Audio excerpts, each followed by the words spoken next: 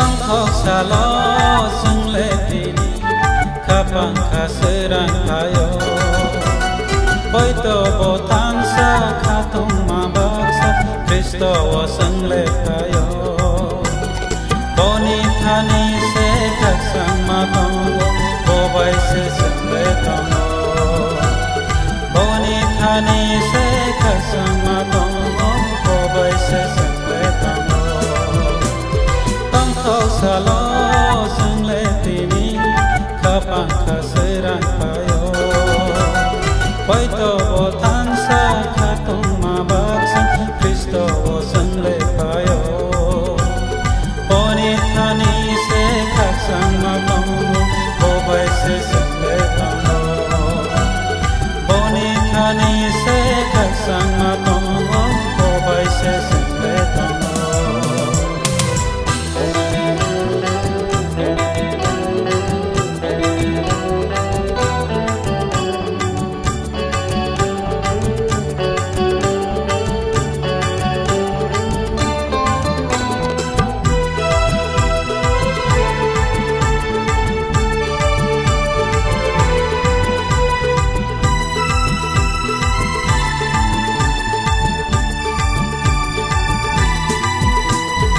Yakong yakhaza sa soy paisi subray ni daseng tui sidi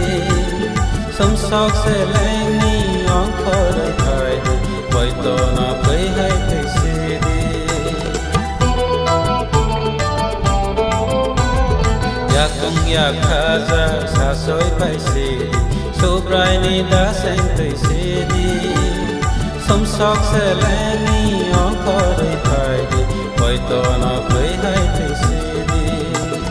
tang thok sa lo sung le tini kapang kasiran kayo boy to bo tan sa katong mabaksa Kristo wo sung le kayo boni thani se kaksang matongo bo bay se sung le tono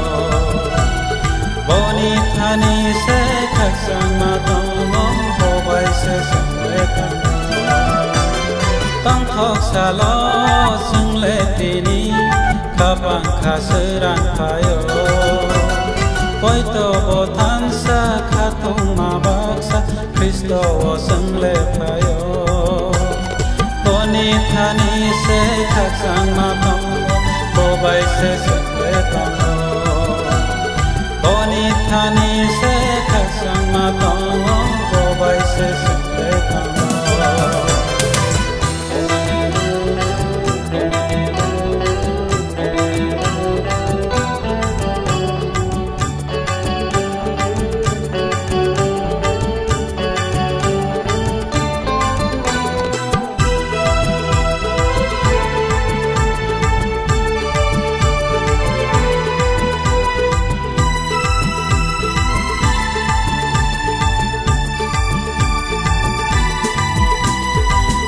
Ardi salve dalsan sai baika ari rabbi mansa baika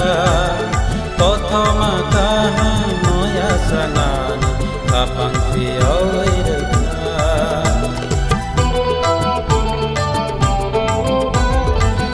Ardi salve dalsan sai baika ari rabbi mansa baika tothoma kaha moya sanani kapang fiyoirka tang thok sa lo sung le tini kapang kasiran kayo boy to bo tan sa katong mabaksa Kristo wo sung le kayo boni thani se kaksang matongo bo bay se sung le tono boni thani se kaksang matongo bo bay se sung le tono tang thok sa lo sung le tini kapang kasiran kayo boy to bo tan sa katong mabaksa Kristo wo sung le kayo boni thani se kaksang matongo bo bay se